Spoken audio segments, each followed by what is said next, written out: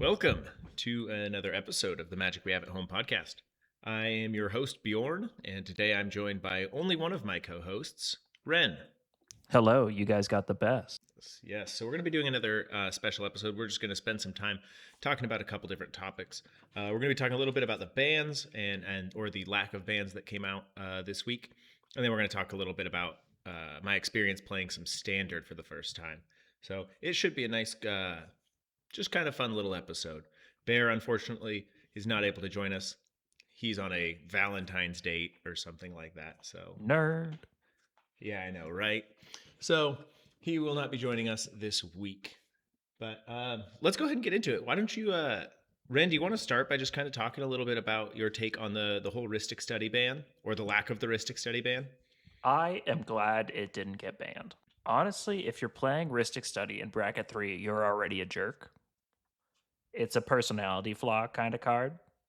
So I'm fine with it being unbanned. I don't think it should be banned. I don't think it's powerful enough in casual. If you're playing competitive, play it. It's the best card. It's the best card in the game. Let's just not pretend it's something else. But I don't think there's any reason for it to be banned. I think Magic the Gathering players at this point have to start learning common courtesy to other people.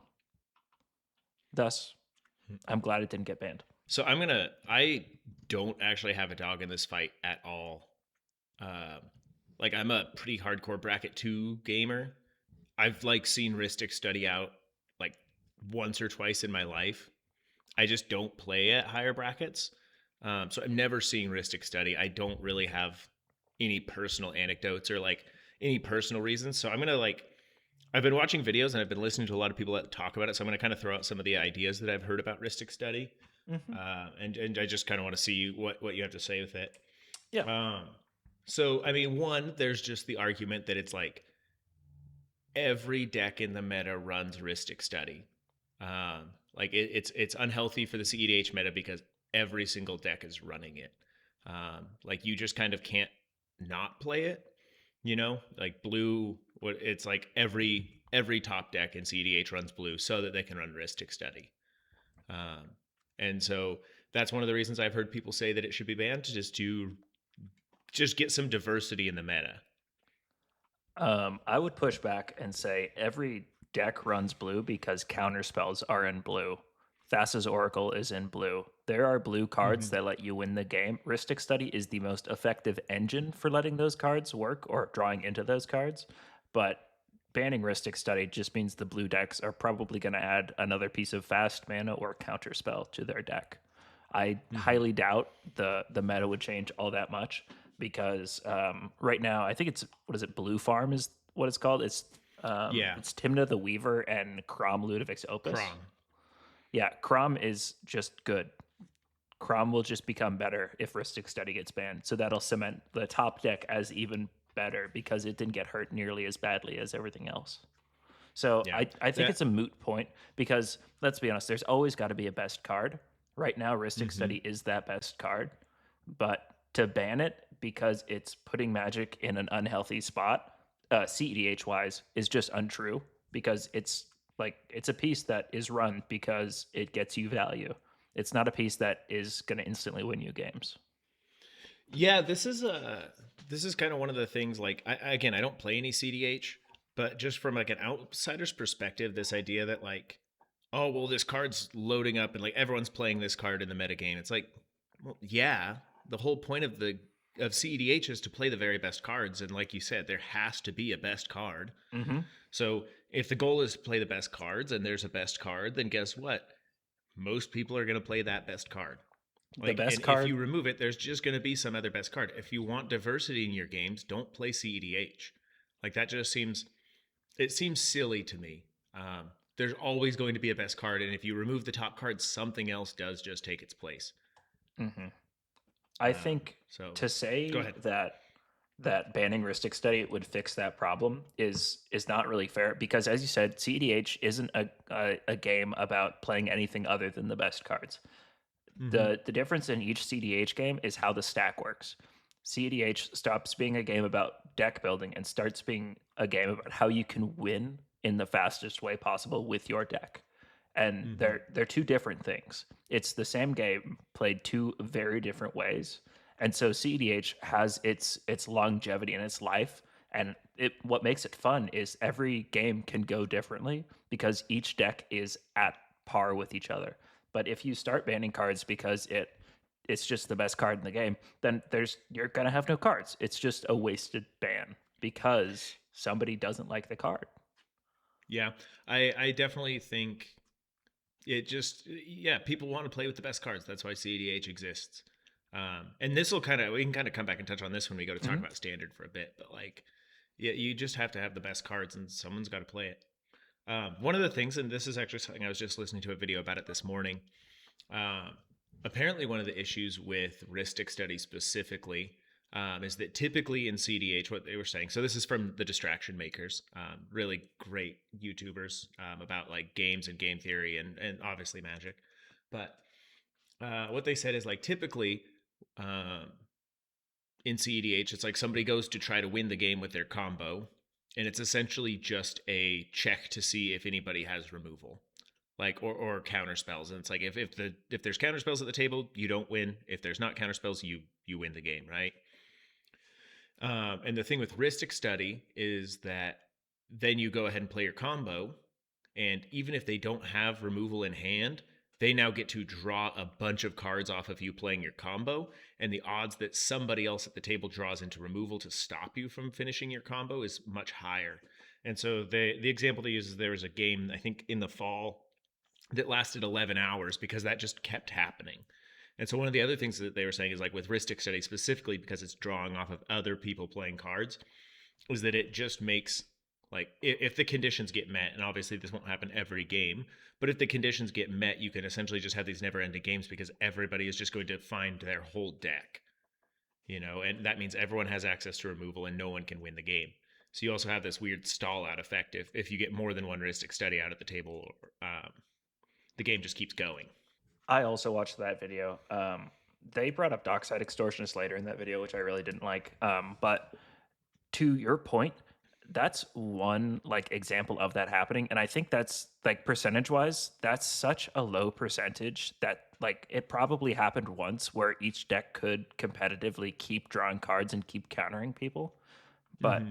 I don't think the entire format should lose a card over one game that was 11 hours because four people decided, hey, let's all run this card and let's all see if we can get to a board state where nobody can win.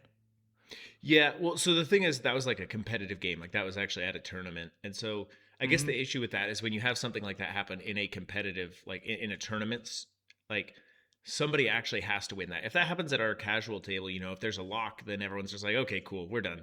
Like obviously Yeah. this game's not going to end anytime soon. Like let's scoop and start over, and it's fine.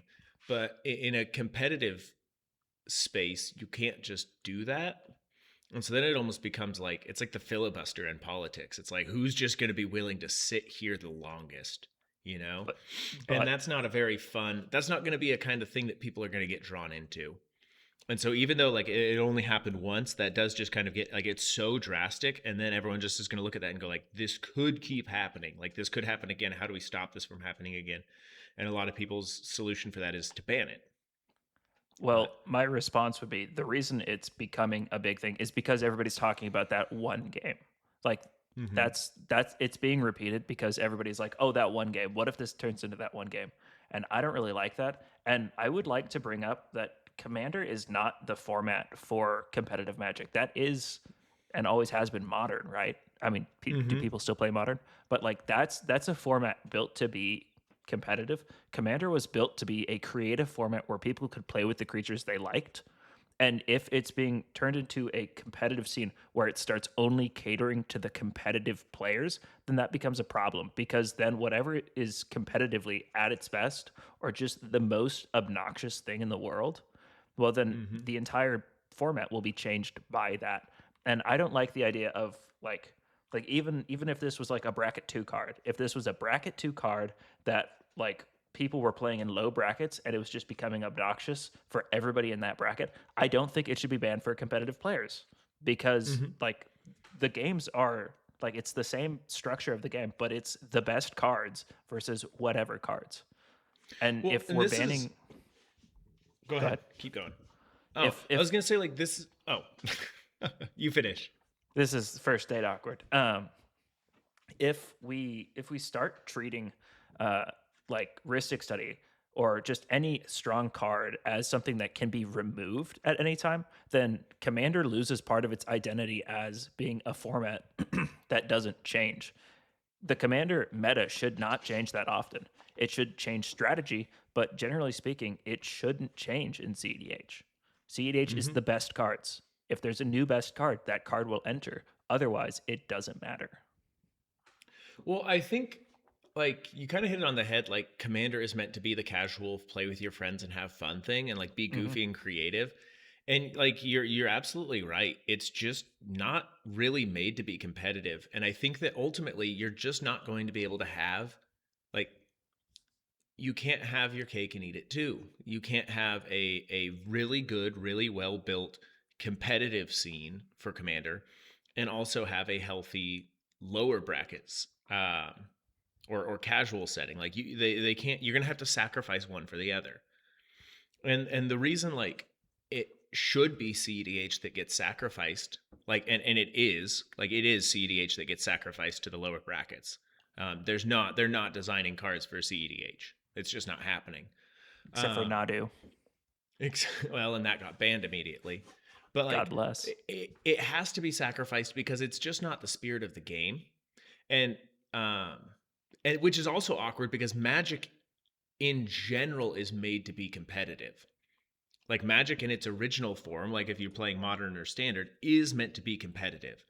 And those systems actually are still super fun to play competitively. But then you get Commander where it's like we're going to take the casual game and or we're going to take the competitive game and we're going to make it casual. And then you go and try to take it a step further and it's like we're going to take the casual version of the competitive game and now we're going to have a competitive version of the casual version of the competitive version. And it's just like no, like if you want to play competitive, go play the competitive versions. Don't try to make the casual version ultra competitive. It's just not made for that. And Commander has to run like Commander runs off of social norms. It runs off of players like ultimately players just kind of policing things. I think the bracket system for Commander makes so much sense. And I have gripes with certain things about the bracket system because like I mean I've made a bunch of videos about it, but like the reason I care about it is because I think the bracket system is a really good idea. I love the idea of like, hey, what kind of Commander game do we want to play? How fast do we want this game to go? I think that's a really good idea. Um, a ban list in Commander honestly seems really silly. Like, it just seems silly. Commander's a game that's casual. It's built off of these social interactions.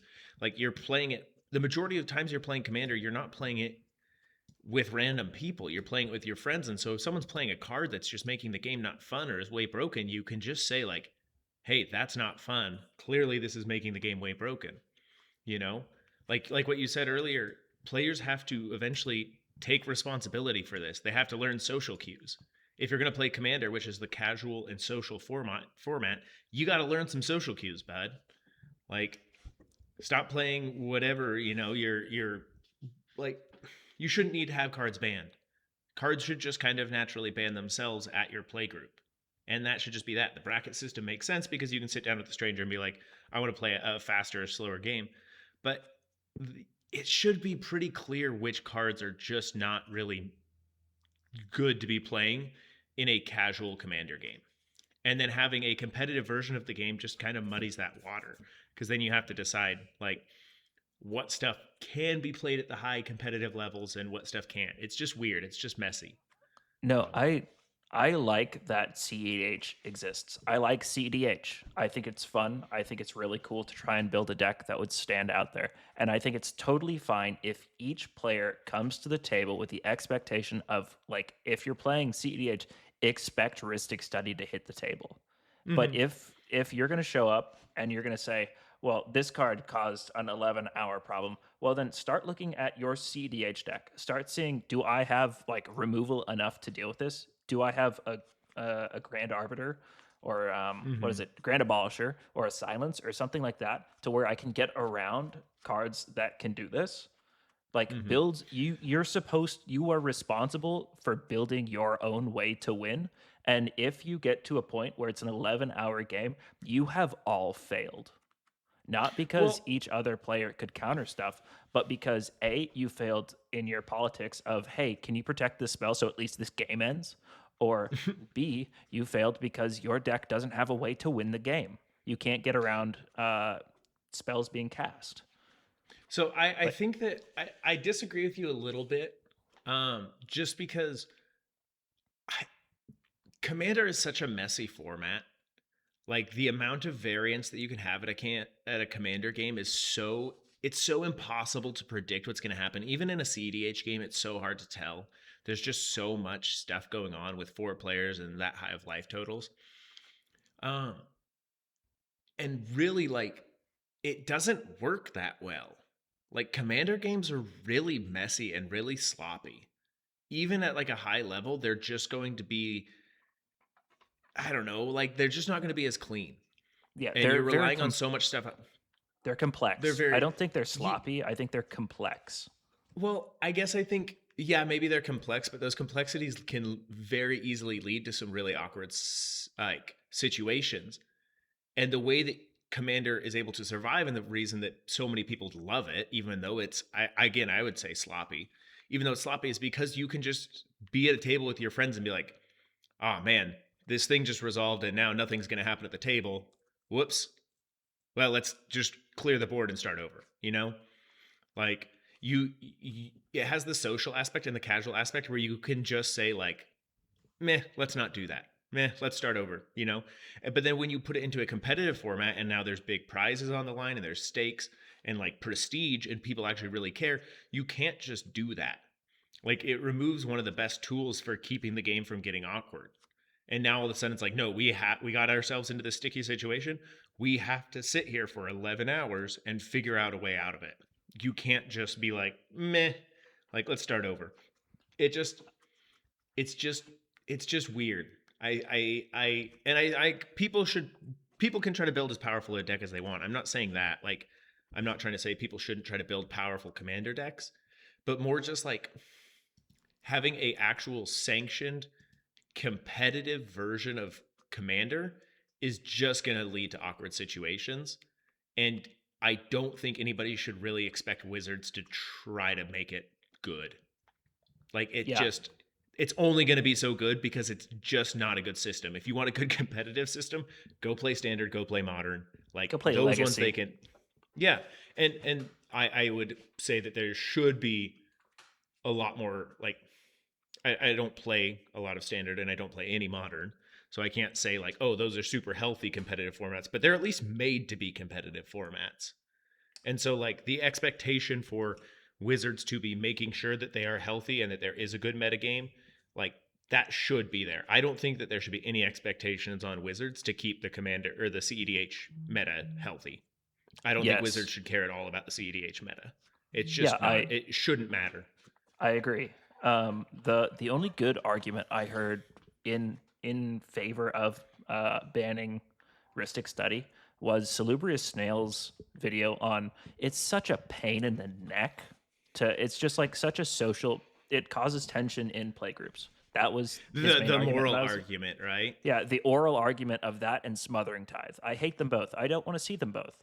People will be Hmm. like, "Do you pay the one? Do you pay the two?" And when you don't pay the one or the two, you're shamed into it. And to be honest, that's the best argument for it. But I don't think it's powerful enough that it needs to be banned. It's not Grizzlebrand, right?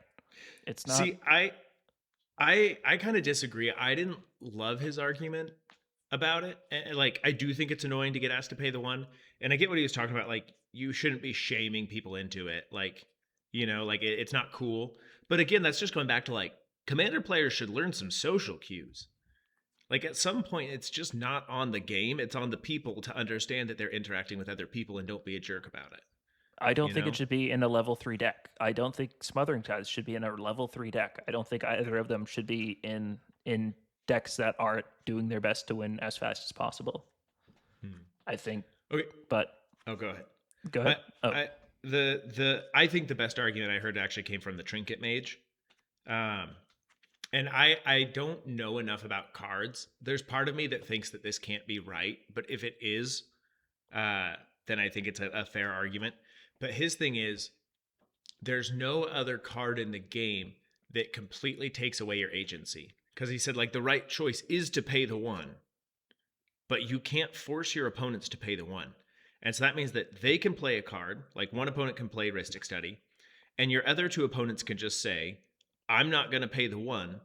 And then they're just feeding a win to that guy who played the Ristic Study, and there's nothing you can do about it. So like he's just saying like it removes your agency, and I thought that was a pretty interesting take. Um, just that like I don't like agency getting taken away, but I do also have a hard time thinking that there's no other cards where like if another player at the table makes a bad mistake that's just game over. Like for instance, actually now that I think about it, Tempt with Discovery. Hmm. I don't like Tempt with Discovery at all. I love that card. Um, yeah. Well, you love it because people will let you go get the land. It's because I'm so And so persuasive and handsome. you you play it and you get to go search up for 3 lands, and it drives me crazy. But I would say that like maybe that's okay, maybe that's an argument for why Ristic Study could be banned, is that it just takes advantage of players who don't know as much about the game. Um, but I don't know. That was maybe the best argument I heard, but I still don't know that I buy it. What was Overall, the I worst feel argument? very apathetic towards the worst argument. Yeah, what was the worst? The worst thing I heard was unban Dockside so it's balanced. And let me tell you, Dockside was a problem of its own. We did not See, need to okay, unban one thing to I get a new problem. I do not know enough. We argued about this a bit. Like I know that one came from the Distraction Makers too. I don't know I enough about CEDH at all to know like if that was a good or a bad take. I feel like those guys seem pretty smart and they seem to know what they're talking about. So like when they say something like that, I'm like, okay, like probably, but I don't know anything. So when you said you just thought it was a terrible take, I was like, it could be. I don't know.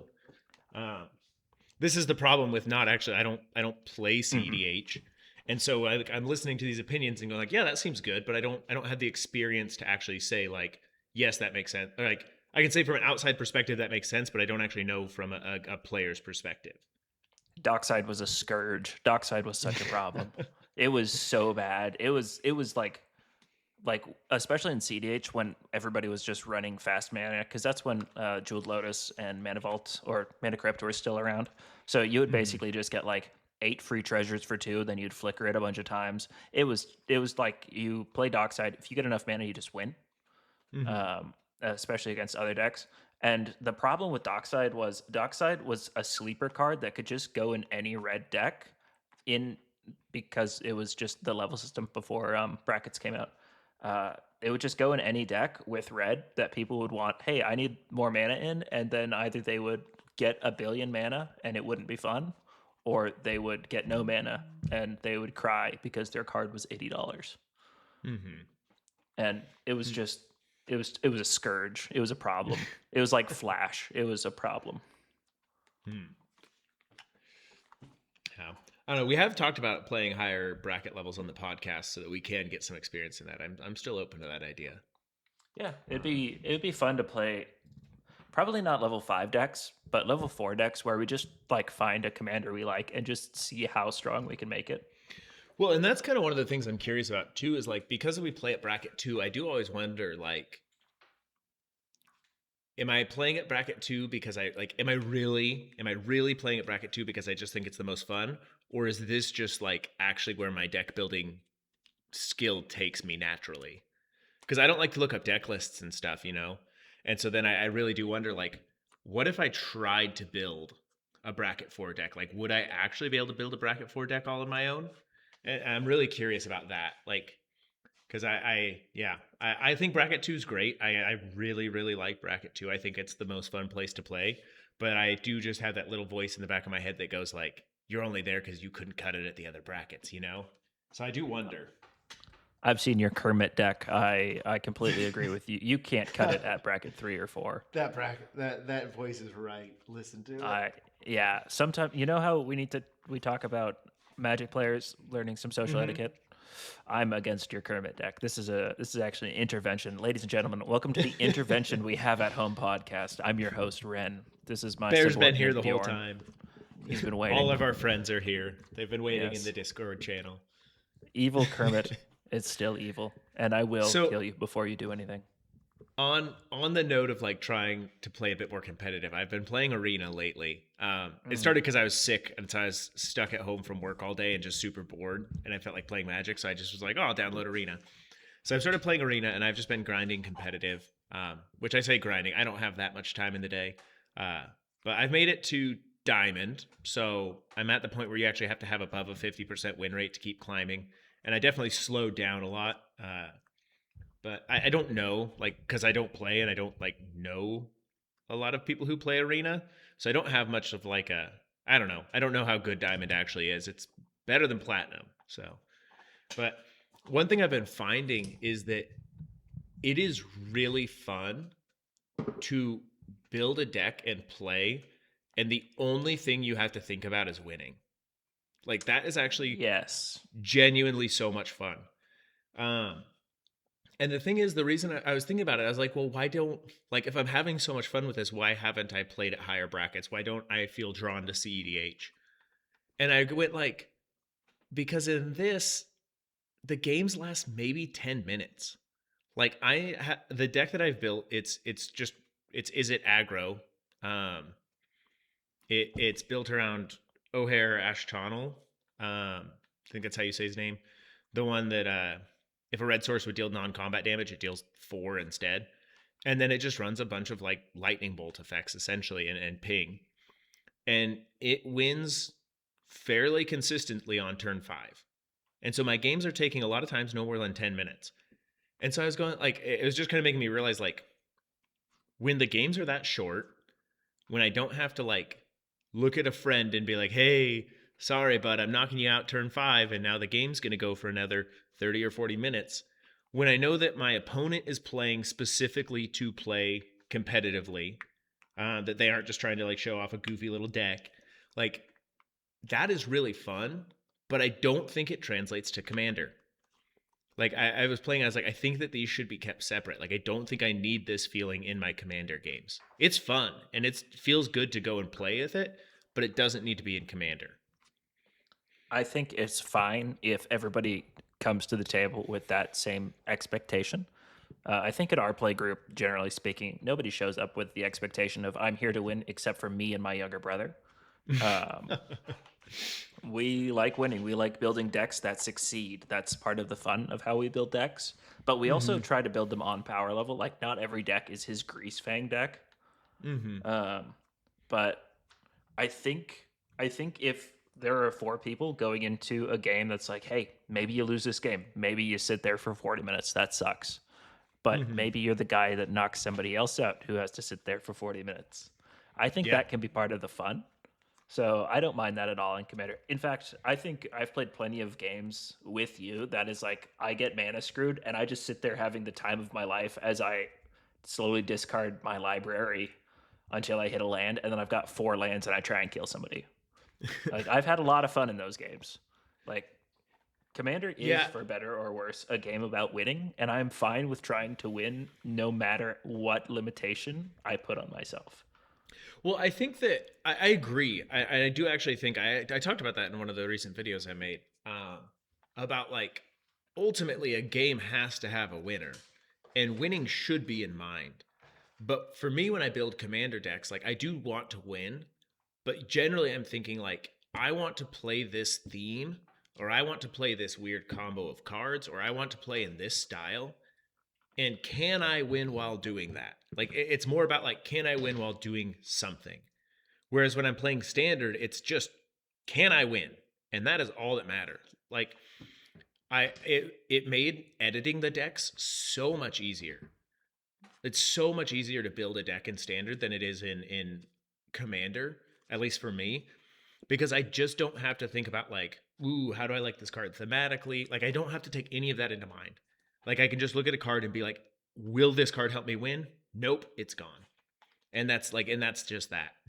And it makes it really easy, at least like so far. I mean, we'll see how much further I can climb up and if it gets harder as I like get higher and higher.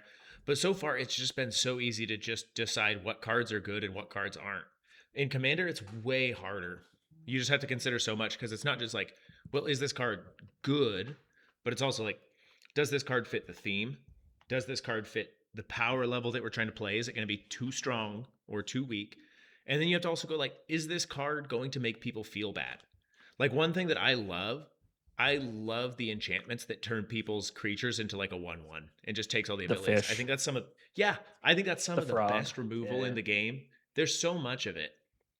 And I've had to start like taking that out of my decks because like I don't even think it's overpowered. I really don't think it's like incredibly powerful. I just think it's good. It's I think it's not as efficient as a counter spell, but I think it's good. But it just drives people crazy. Like people would rather have their commander get counterspelled or blown up than they would have it get turned into a 1/1 that just sits on the board. So I've had to start. I haven't taken all of them out, nor will I ever. But I have had to like, okay, even though I think this card is appropriate power level and it fits the theme of the deck, now I have to think about the social interaction part. And when I play Standard, I don't have to do that at all. I don't have to think about like, oh man, is this guy going to get mad when I bounce his thing back to his hand for the third time? Or are they going to get mad that I've cast 4, burst lightnings on their turn and blown up every creature they put out? Like, I don't care. Doesn't matter to me. We're here to win. So I've been enjoying that a lot. But I think that that's because it's an appropriate place for it. And I don't think Commander is the appropriate place for that. I disagree. I think Commander, it's just fine so long as you do it to other people. So long as it doesn't happen to me, it's good. From what I've noticed on when you cast those, you discriminate against commanders. You will shut down everybody's commander so long as like it's on the board. And it's not about their board state. It's about killing their commander or getting rid of it instead of like, would this like benefit me to the point of like, instead of trying to make a friend, you make an enemy. And that's socially where I've seen you fail with those cards. Because if you like, I think it's Frogify the Storm one, right? Yeah, Frogify's the Storm one. I don't think I've ever seen you cast that where you didn't at least hit 2 commanders and one of the people was behind pace. Yeah, that's just a hard one. And that's the thing, like, and I think that's why playing Standard has been fun, is like, there is just the part of me, like, if I cast a Frogify and I get to copy it 6 times, if there's only 4 targets, then the next thing I'm looking at is like, well, where do I get the most bang for my buck? And I do actually have like, I'm not good at thinking about the social aspect. Like I am, my charisma and my social awareness, for as much as I've been saying people need to learn social awareness, I'm not good at it. I'm definitely not like a social emotional master. And so I just look and go like, well, pragmatically, what's the next best option? Like, oh, there's a commander over there. Might as well get rid of that. And I do agree with you. I think that hurts me, and I probably would benefit from being a bit more selective about that. I think where you fail is that you think pragmatically it's better for me to take something out than it is to gain a friend for the next couple turns. And once you start shifting to see how much value you can get out of other people's board states to win. Sorry, I should just make a solo video on how to politic well. You should. I'm going to make one soon about, that's actually one of the next things coming up in my video series is about like how important politics and charisma are at the lower bracket systems. I was told at my job that I'm not very charismatic, so I'm not very charismatic. Sorry, guys. I'm the least charismatic person you know, so tough for you to find out this way. But well, one of the things I know that is an issue for me is I do think very pragmatically about things. And when somebody else does something that is like, that's what drives me crazy is when people do things that I don't see as pragmatic. And I think that's one of the reasons I do poorly in politics is like, if somebody hurts me in a game of Magic, but I can look at it and go like, yeah, that was a good decision. Like that was a good pragmatic decision. It doesn't actually bother me. Like, I'm like, yeah, like that sucks, but like, good call. It was the right call, It bothers me. But when it drives me crazy though, when I see somebody do something and I'm just like, that's a bad decision. Like, that's you. You do that. Yeah, because I don't take, what I'm saying is like, I think that you're a level above me where you're looking at like, you see the human interaction also being part of the pragmatics. And I think I need to do that. Like, because to me, I go like, well, emotionally, they just shouldn't care. This is a pragmatic move, so they shouldn't get emotional about it. Whereas you look and go like, they're going to get emotional, therefore it is not pragmatic. Like you go, I think you go one step further with it, and I need to grow so that I can get to that. Because to me, I just think like if it is pragmatic, they shouldn't have emotions, and clearly that's not true. I mean, I think it is true. I think that they shouldn't have emotions if it's pragmatic, but that doesn't seem to be the case in real life, and other people don't act like that. So I need to probably adjust me. I think it's so important for commander players to realize how good it is to have a teammate, even for the next couple turns, especially if you can kill that teammate once you're done with them. Like if Farewell just got added to the game changers, first off, that's BS. I didn't like that at all. It's 6 mana sorcery speed. Get over yourselves. Play counter spells or get good. I don't know what to tell you. Secondly, like if you have a gun to somebody's head, you can make whatever threats or demands you want, and you can keep them alive in Commander. And you can use them as a hammer to hit people with, B, a distraction, or C, you can just waste spells on them for like everybody draws or something like that. So long as you have enough leverage, you can use people. And you can just be like, that's politics, baby. And most of the time, they'll be like, thank you for not killing me. And I love that about Commander. So politics is just being actually the biggest threat at the table. And no, politics is making sure that you have somebody on your side and somebody who believes that without you, they cannot succeed. I don't like that. I don't like that at all. I know. You don't like that I said that out loud. But no, I mean, I respect that you said it out loud. That doesn't make me like it, though. I'll show you next time we play. I'll explain. Like, I'll just stop in one of the games and I'll just be like, hey, the reason I'm saying this is because right now, or dang it, that's 5 push-ups. 5 push-ups. But I'll just be like, hey, you know what? I'm gonna tell you right now that the only reason you're alive is because I can kill you. And the moment I tell you that is the moment I have asserted that I have power over you. And if I can make you believe I have power over you, then I can win. Like through you, I can win. This feels so gross. This feels so psychopathic. I don't like it. There's a reason I have been called a psychopath many times before. You said that with so much pride. Listen, I told Bear the other day, I was like, yeah, I used to have a reputation on campus. It wasn't a good one, but I had one. And it was definitely not a good one. But it was like, it's just a fact. Like you like people probably think about it differently than me, but you being able to A, establish leverage, and B, convince somebody that you can do whatever you're saying is like some of the most important things in Magic. When Bear was visiting us, the first game we played, like he was at your house, he just didn't do a thing. He didn't attack me with a bunch of creatures, I believe, because I was just like, hey, I'll kill your commander instant speed if you do that. And he believed me. And I could have. Like, I had that removal spell. But the only reason it worked is because I told him and he believed me. And just being able to do that at a board, like, especially with, like, friends, it's just so important to being able to politic well. That is really interesting. I'm gonna probably write my charisma video next, and I'm gonna definitely be thinking about this. You should write one too. You should write one on charisma and politics. I'd be really curious to see how differing our takes were on it. That being said, we're at 40 minutes, and we said we were only going to go half an hour. Is there anything else you want to add before we clear out?